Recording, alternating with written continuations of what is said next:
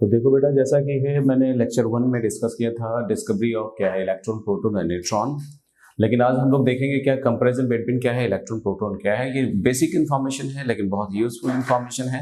तो अब आप देखो क्या है कि जैसे हम लोग कंपेयर कर रहे हैं यहाँ पे इलेक्ट्रॉन, प्रोटॉन और न्यूट्रॉन के बीच में, तो ये देखो जो एक्सपेरिमेंट किया गया था ऑलरेडी मैंने डिस्कस कर रखा है। ये कैथोड एक्सपेरिमेंट के थ्रू इसकी डिस्कवरी हुई थी। ये एनोड रेज है और ये बॉम्बार्डमेंट ऑफ अल्फा पार्टिकल क्या है आपका ऑन बेरिलियम रॉड।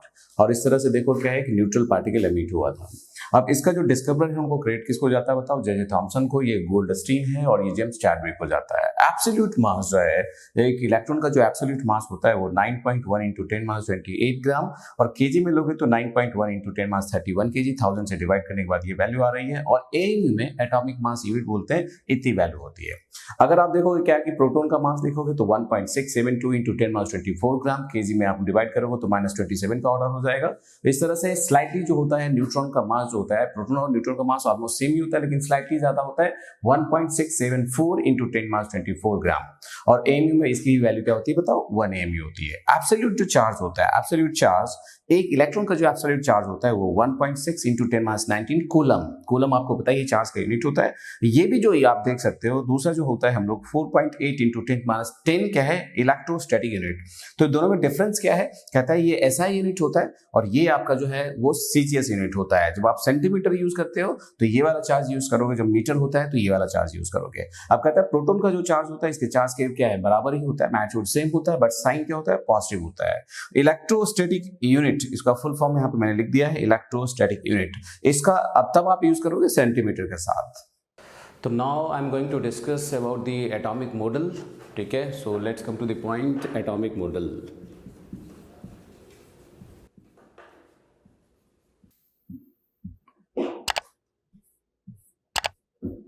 तो देखो जो हमें एटॉमिक मॉडल में जो पढ़ना है वो थॉमसन एटॉमिक मॉडल है। Thomson atomic model, Thomson atomic model. Second one is Rutherford atomic model. Rutherford atomic model. Rutherford atomic model. और जो थर्ड वन ये है Bohr's atomic model. Bohr's atomic model, ठीक है। और लास्ट वन इज क्या है? Wave mechanical model. Wave mechanical model. तो देखो पर्पस क्या है एटॉमिक मॉडल पढ़ने का? पर्पस क्या है कि देखो क्या है कि हमें ऑलरेडी पता है जो फंडामेंटल पार्टिकल्स के बारे में, तो एटम के अंदर उसका अरेंजमेंट क्या है, किस तरह से वो कॉन्फ़िगर किया है, न्यूक्लियस का पोजीशन क्या है, इलेक्ट्रॉन किस ऑर्बिट में कितने होते हैं, तो वो जो एंटायर स्टडी करते हैं हम लोग क्या है एटॉमिक मॉडल के अंदर करते हैं। तो पहला है आपका थॉमसन एटॉमिक मॉडल। ठीक है, तो आपने फर्स्ट और सेकंड आपने क्या है 9th-10th में भी कुछ बेसिक कर रखा होगा। तो बेसिकली अगर आप देखोगे तो बोर्स एटॉमिक मॉडल और वेव मैकेनिकल मॉडल ही आपको पढ़ना है, लेकिन आपने इसके बारे में कुछ पहले से कर रखा होगा। लेकिन फिर भी हम लोग एक क्या है ब्रीफ डिस्कशन करेंगे about the Thomson atomic model as well as for क्या Rutherford atomic model. So now come to the Thomson atomic model. Thomson atomic model, तो देखो ये थॉमसन एटॉमिक मॉडल क्या है कि इन्होंने क्या है करा कि उन्होंने अपने एटॉमिक मॉडल को कंपेयर किया किससे? वाटरमेलन से। ये बहुत ही स्मार्टली इन्होंने अपने एटॉमिक मॉडल को कंपेयर कर दिया क्या? वाटरमेलन से। ठीक है, कहता है कि जिस तरह से वाटरमेलन स्फेरिकल होता है तो इन्होंने बोला क्या कि एटम भी स्फेरिकल होता होगा। जब आप क्या है वाटरमेलन को कट करते हो तो उसमें दो पार्ट दिखाई देता है, एक तो रेड पार्ट और दूसरा क्या ब्लैक कलर का सीड्स क्या होता है एम्बेडेड होता है। तो जब थॉमसन एटॉमिक मॉडल आया था तो उस टाइम पे दो ही पार्टिकल की डिस्कवरी हुई थी, एक तो इलेक्ट्रॉन। ठीक है, तो जब थॉमसन एटॉमिक मॉडल आया था तो दो ही पार्टिकल की डिस्कवरी हुई थी, एक तो आपका इलेक्ट्रॉन और दूसरा क्या था? प्रोटॉन। ठीक है, जब ये एटॉमिक मॉडल आया था तो उस टाइम पे क्या है उस टाइम पे न्यूट्रॉन की डिस्कवरी नहीं हुई थी। तो इन्होंने बोला कि क्या जैसे वाटरमेलन को आप कट करते हो तो उसमें दो क्या है आपका पार्ट दिखाई देता है, एक तो रेड पार्ट, दूसरा क्या होता है बताओ? ब्लैक कलर का सीड्स होता है। तो जिस उन्होंने बोला कि जो एटम होता है वो वाटरमेलन की तरह होता है, जब आप कट करते हैं तो जो रेड पार्ट है वो पॉजिटिव चार्ज है। ठीक है, तो थ्रू आउट एटम क्या होता है? पॉजिटिव चार्ज स्प्रेडेड होता है, स्प्रेडेड होता है। और जो ब्लैक कलर का सीड्स है उसको इलेक्ट्रॉन से कंपेयर किया तो जो नेगेटिव चार्ज है वो इसके ऊपर क्या है बताओ? एम्बेडेड होता है, एम्बेडेड होता है, एम्बेडेड होता है। ठीक है, एंड ओवरऑल एटम क्या होता है? इलेक्ट्रिकली न्यूट्रल होता है, इलेक्ट्रिकली न्यूट्रल होता है। इलेक्ट्रिकली न्यूट्रल होता है। ठीक है, तो ये आप क्या है, इसको उन्होंने इलेक्ट्रॉन से कंपेयर किया और इस जो पॉजिटिव चार्ज है उसको प्रोटॉन। मतलब उनके कहने का मतलब है कि जो पॉजिटिव चार्ज है वो थ्रू आउट एटम क्या है बताओ, स्प्रेडेड होता है, और इलेक्ट्रॉन्स लाइक सीड्स जो होता है उसके ऊपर एम्बेडेड होता है। तो इस मॉडल को हम लोग क्या है,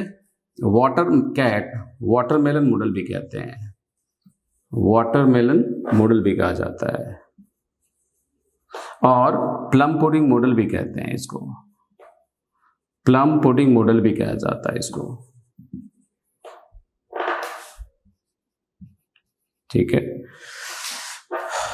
लेकिन ये बहुत क्या है, इनका जो नॉलेज था वो लिमिटेड था, तो बाद में इसको डिस्कार्ड कर दिया गया। ठीक है, इसके बारे में आपने 9th में कर रखा होगा। ठीक है, तो ऑलरेडी देखो क्या है कि यहाँ पे पॉजिटिव चार्ज क्या होता है, through out the atom spreaded होता है और इलेक्ट्रॉन्स के ऊपर एम्बेडेड होते हैं। तो ये ब्लैक कलर का सीड्स होता है, मतलब उसे कंपेयर किया था उन्होंने। इस तरह से ये बहुत ज्यादा क्या है, बहुत ज्यादा एटम के इंफॉर्मेशन को एक्सप्लोर नहीं किया था, लिमिटेड क्या है इनका इंफॉर्मेशन था, तो बाद में इसको डिस्कार्ड कर दिया गया। ठीक है, तो अब हम लोग देखेंगे सेकंड मॉडल पे आते हैं, क्या है, रदरफोर्ड एटॉमिक मॉडल।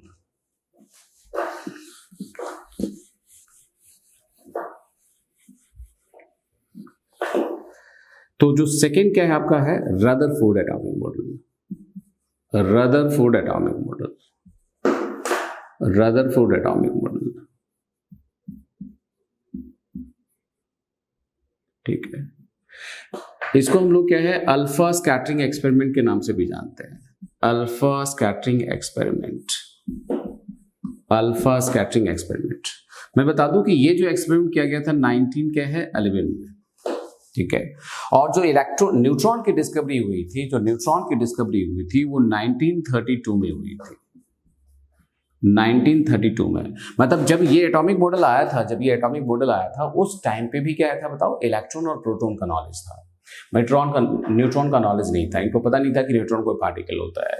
तो इन्होंने देखो क्या है कि अल्फा स्कैटरिंग एक्सपेरिमेंट करा था इन 1911 में। तो क्या करा था इन्होंने, क्या किया कि एक गोल्ड फॉइल लिया। ठीक है, गोल्ड लेने का पर्पस क्या था कि उसकी मैलेबिलिटी क्या होती है बताओ, ज्यादा होती है, ताकि क्या है कि यहाँ पे लेस नंबर ऑफ एटम पे एक्सपेरिमेंट किया जाए। तो इन्होंने गोल्ड फॉइल लिया। फॉइल तो समझते ही बेटा क्या होता है, आप बताइए ना, क्या है कि मिठाई की दुकान पे जाओगे तो फॉइल मिल जाएगा, तो उस तरह से जो सिल्वर फॉइल्स होते हैं इस तरह से ये यहाँ पे गोल्ड फॉइल यूज किया। इसके बिहाइंड क्या है, यहाँ पे एक जिंक सल्फाइड कोटेड स्क्रीन लगा दिया।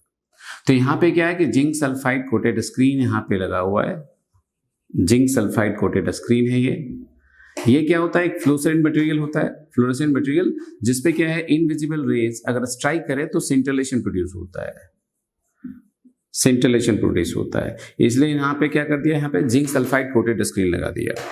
अब आप देखो यहाँ पे क्या है कि यहाँ पे एक रेडियो एक्टिव सब्सटेंस है, उससे क्या है आपका अल्फा रेज एमिट होता है। ठीक है, आप रेडियो एक्टिविटी चैप्टर में पढ़ोगे।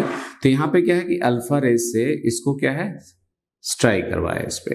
अल्फा रेज आपको पता ही है क्या होता है, alpha rays di positive helium ions होते हैं। इसका मतलब ये जो रेज होता है ये पॉजिटिवली चार्ज होता है, ये पॉजिटिवली चार्ज रेज है।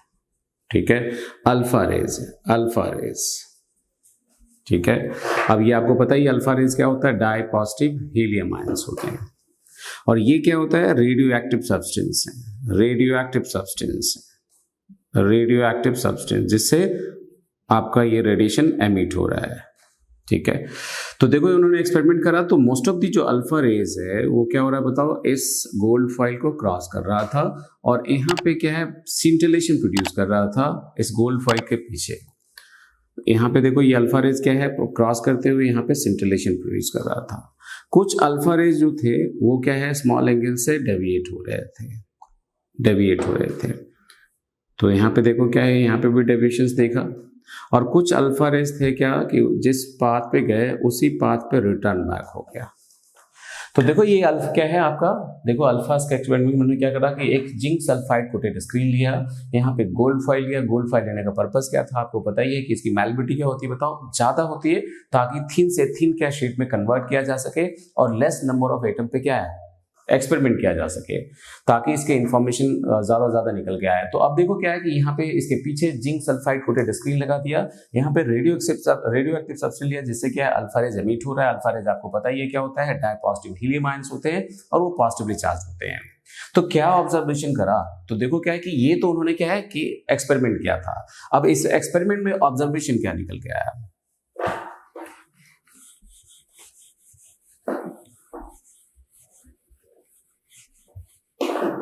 तो देखो बेटा ऑब्जर्वेशन क्या था, तो और ऑब्जर्वेशन में देखो क्या है कि पहला ऑब्जर्वेशन उन्होंने क्या करा, ऑब्जर्वेशन में कि मोस्ट ऑफ द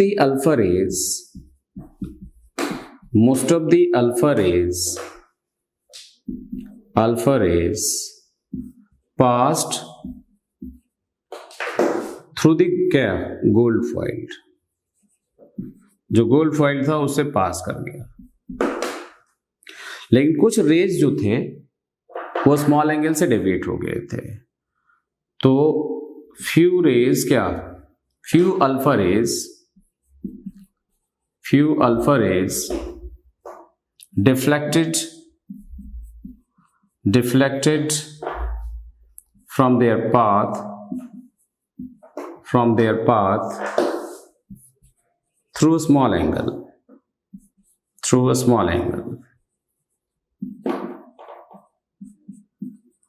और कुछ ऐसे रेज थे जो अपने ही पाथ पे रिटर्न बैक हो गए, बाउंस बैक कर गए।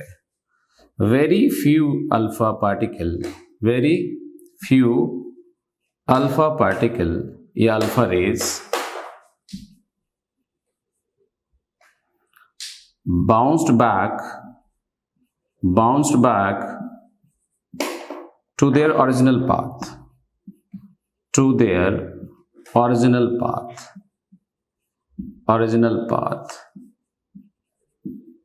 ठीक है।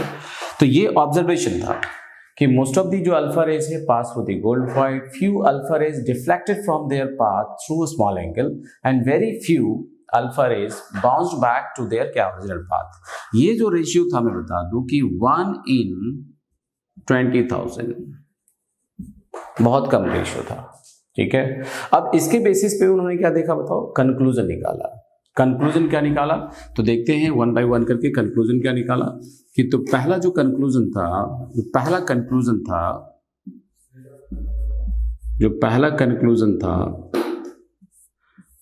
उन्होंने बताया कि हो ना हो कि एटम का मोस्ट ऑफ द पार्ट क्या है बताओ, एम्प्टी होता है।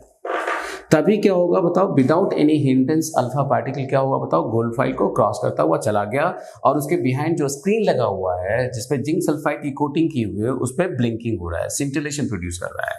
तो most of the part of an atom is empty, क्योंकि जब तक खाली नहीं होगा कहता है क्या कि जो अल्फा रेज हो उसको पेंट्रेट नहीं करता, कहीं कहीं क्या है पूरा एम्प्टी होता है और इसी वजह से अल्फा रेज उसको क्या होता है बताओ, उसको पेंट्रेट करता हुआ चला जाता है और सिंटिलेशन प्रोड्यूस कर रहा होता है। अब देखो क्या है, सेकेंड कंक्लूजन क्या निकाला कि हो ना हो एटम के सेंट्रल पार्ट में, ठीक है, क्योंकि उनको प्रोटॉन का तो नॉलेज था ही, तो कहता है क्या कि हो ना हो एटम के सेंट्रल पार्ट में एक सॉलिड पार्ट है जो कि पॉजिटिवली चार्ज होता है और हाई डेंस होता है, और इसकी वजह से कहता है कि उसके पास से जो अल्फा रेज क्रॉस कर रहा होगा वो एक क्या एंगल से डेविएट कर गया होगा। क्योंकि अगर मान लो क्या कि यहाँ पे एटम के सेंट्रल पार्ट में, ठीक है, कोई सॉलिड पार्ट हो और उसमें सारा पॉजिटिव चार्ज कंडेंस हो, तो कहता है क्या कि इसके पास से अगर कोई क्या इसके पास से कोई अल्फा रेज क्रॉस किया होगा तो due to repulsion, same charges के बीच में क्या होता है बताओ, रिपल्सन होता है, तो उस रिपल्सन की वजह से क्या है एक सर्टेन एंगल से डेविएट कर गया होगा, और जो डायरेक्टली सॉलिड पार्ट को हिट किया होगा तो कहता है रिटर्न बैक कर गया होगा। तो ये एक उन्होंने सेकंड कंक्लूजन हो क्या कि एटम के सेंट्रल पार्ट में एक सॉलिड पार्ट होता है और वो पॉजिटिवली चार्ज रहा होगा, और उसको बाद में उन्होंने न्यूक्लियस बोल दिया। तो कहता है कि जो अल्फा रेज उसके पास से क्रॉस किया होगा उसमें क्या होगा, सेम चार्जेस की वजह से डिफ्लेक्शन हुआ होगा और एक सर्टेन एंगल से डेविएट कर गया होगा, ठीक है। तो सेकंड कंक्लूजन देखो क्या है कि there is a central part, there is a solid part presenting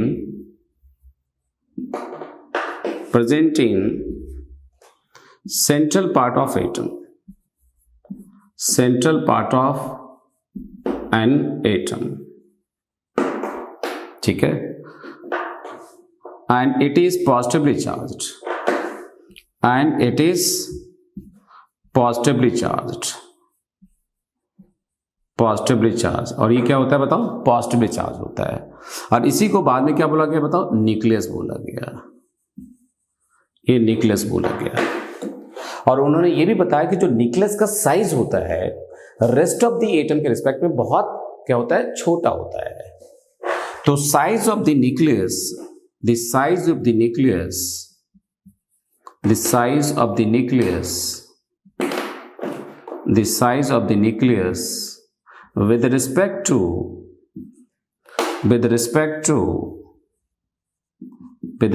to atom is very small, is very small। मैं बता दूं कि अगर आप देखोगे कि जो साइज होता है, अगर न्यूक्लियस का साइज अगर आप देखोगे 10 टू द पावर क्या 13 सेंटीमीटर है, ये न्यूक्लियस के ऑर्डर है साइज का। तो जो एटॉमिक साइज होता है वो 10 टू द पावर -8 क्या है? सेंटीमीटर है। ये न्यूक्लियस का साइज है, ये न्यूक्लियस का साइज है, और ये एटॉमिक साइज है, ये एटॉमिक साइज है। तो अगर आप कंपेयर करोगे तो देखोगे 10 to the power 5 times smaller है ये कौन? न्यूक्लियस। ठीक है, 10 to the power 5 times smaller होता है अगर आप न्यूक्लियस और एटम में कंपेयर करोगे तो। अब नेक्स्ट पॉइंट देखो क्या है कि नेक्स्ट कंक्लूजन क्या है, नेक्स्ट कंक्लूजन क्या होगा? क्योंकि उनको तो प्रोटॉन का नॉलेज पता था, तो प्रोटॉन का पोजीशन बता दिया क्या न्यूक्लियस के अंदर, लेकिन अब आप इलेक्ट्रॉन का पोजीशन कहाँ होगा? तो उन्होंने अपने एटॉमिक मॉडल को बहुत ही स्मार्टली क्या है सोलर सिस्टम से कंपेयर कर डाला। उन्होंने बोला कि जिस तरह से सोलर सिस्टम में सन के अराउंड क्या होता है, डिफरेंट क्या है, क्या प्लैनेट्स रिवॉल्व करते हैं, उसी तरीके से हमारे एटॉमिक मॉडल में कहता है जो इलेक्ट्रॉन्स है वो क्या न्यूक्लियस के अराउंड डिफरेंट क्या है सर्कुलर पाथ में रिवॉल्व करते हैं। तो the electrons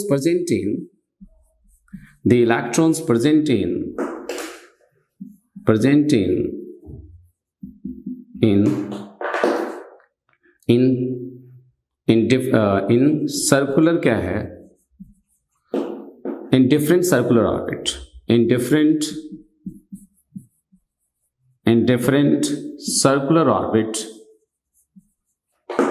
circular orbit, and it revolves around the nucleus, and it revolves around the nucleus,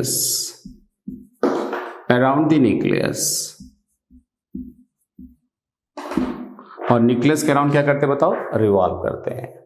ठीक है, तो देखो बेटा क्या है कि रदरफोर्ड एटॉमिक मॉडल का में जो ड्रॉबैक क्या था, ठीक है, काफ़ी उन्होंने कुछ क्या इन्फॉर्मेशन क्या है एटम के बारे में बता दिया था, लेकिन फिर भी क्या है कुछ उनमें ड्रॉबैक रह गया जिसकी वजह से क्या है फर्दर कोई और ग्रेड ले गया। ठीक है, तो देखो ड्रॉबैक क्या रहा उनके एटॉमिक मॉडल का। तो सबसे पहला ड्रॉबैक क्या था कि उन्होंने ये नहीं बताया कि किस ऑर्बिट में कितने इलेक्ट्रॉन्स रिवॉल्व करेंगे। ठीक है, किस ऑर्बिट में कितने इलेक्ट्रॉन्स रिवॉल्व करेंगे, 2 इलेक्ट्रॉन्स रिवॉल्व करेंगे फर्स्ट ऑर्बिट में, कि 4 करेंगे, कि 6 करेंगे। तो जो नंबर ऑफ रिवॉल्विंग इलेक्ट्रॉन्स था इन डिफरेंट सर्कुलर पाथ वो क्या था बताओ? अनसर्टेन था। इसके बारे में कोई इन्फॉर्मेशन नहीं थी। उन्होंने सिर्फ ये बताया था कि अराउंड द न्यूक्लियस जो है इलेक्ट्रॉन जो होगा डिफरेंट सर्कुलर पाथ में क्या होगा? रिवॉल्व करेगा। तो यहाँ पे जो पहला ड्रॉबैक था कि the number of revolving electron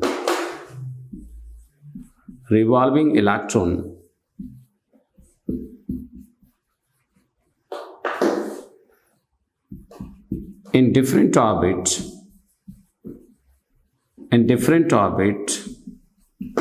was uncertain। इसका कोई इंफॉर्मेशन इन्होंने नहीं दिया था। ठीक है, जैसे अभी आज आपको पता होगा ना कि फर्स्ट ऑर्बिट में 2 इलेक्ट्रॉन्स होते हैं, सेकंड में आपका 8 इलेक्ट्रॉन्स होते हैं, तो इसका नंबर इन्होंने कोई डिस्क्लोज नहीं किया था। तो ये पहला ड्रॉबैक था। ठीक है, तो देखो सेकेंड ड्रॉबैक क्या है उनका कि they could not explain the Maxwell theory. बेटा मैक्सवेल थ्योरी क्या होता है कि अकॉर्डिंग टू मैक्सवेल थ्योरी कहता है कि if any charge body is in acceleration they emit energy in the form of क्या इलेक्ट्रोमैग्नेटिक रेडिएशंस। तो देखो क्या है कि जो उन्होंने पूछा रदरफोर्ड से कि देखो आपका जो एटॉमिक मॉडल में न्यूक्लियस भी चार्ज है और जो इलेक्ट्रॉन्स जो रिवॉल्विंग इलेक्ट्रॉन्स है वो भी चार्ज है, तो अराउंड द न्यूक्लियस अगर ये रिवॉल्व कर रहा है तो इसको ग्रेजुअली अपनी एनर्जी क्या है एमिट करना चाहिए, और अगर एनर्जी एमिट करेगा तो देखो क्या होगा इसको स्पाइरल पाथ ऑक्यूपाई कर लेना चाहिए। ठीक है, इसको स्पाइरल पाथ ऑक्यूपाई कर लेना चाहिए। ठीक है, और एक दिन जाके न्यूक्लियस में मर्ज कर जाना चाहिए और एटम का एग्जिस्टेंस नहीं होना चाहिए, जबकि ऐसा नहीं होता है, वो स्टेबल होता है। तो इसका मुझे क्या है आंसर चाहिए, और रदरफोर्ड इसको एक्सप्लेन नहीं कर पाया है। ठीक है, तो उन्होंने सिर्फ क्या ये बताया था कि अपने क्या है, उन्होंने सोलर सिस्टम से कंपेयर तो कर दिया था। तो उन्होंने बोला क्या कि सोलर सिस्टम में क्या होता है, मैक्सवेल ने बोला कि सोलर सिस्टम में ऐसा इसलिए नहीं होता क्योंकि वो न्यूट्रल होते हैं, लेकिन यहाँ पे क्या है, nucleus as well as electron क्या होता है, चार्ज होता है, और यहाँ पे एनर्जी एमिट होना चाहिए। मुझे इसका एक्सप्लेनेशन दे दीजिए तो मैं आपके एटॉमिक मॉडल को एक्सेप्ट कर लूंगा, लेकिन वो क्या है, उनकी थ्योरी को एक्सप्लेन नहीं कर पाया। ठीक है, तो देखो यहाँ पे क्या है कि according to Maxwell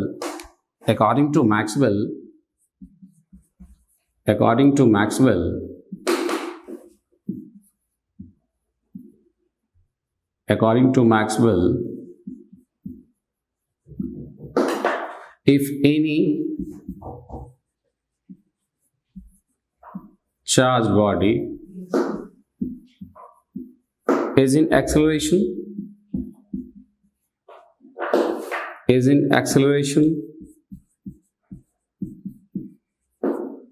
they emit energy. In the form of radiation.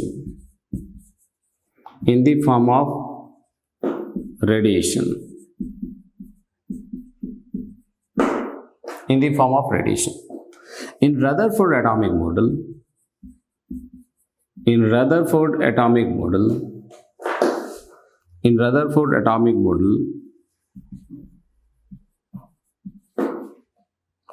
electron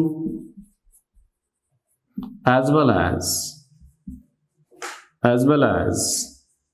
nucleus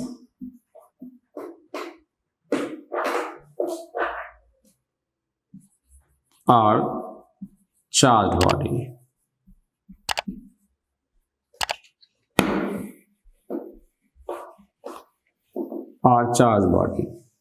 So electron should emit energy,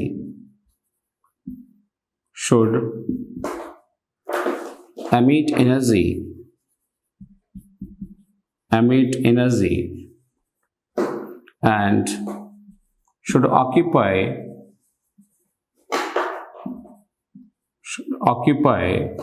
spiral path.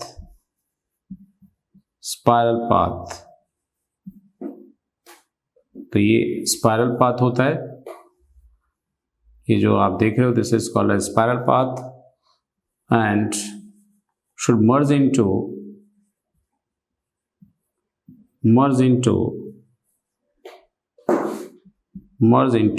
The nucleus, but it does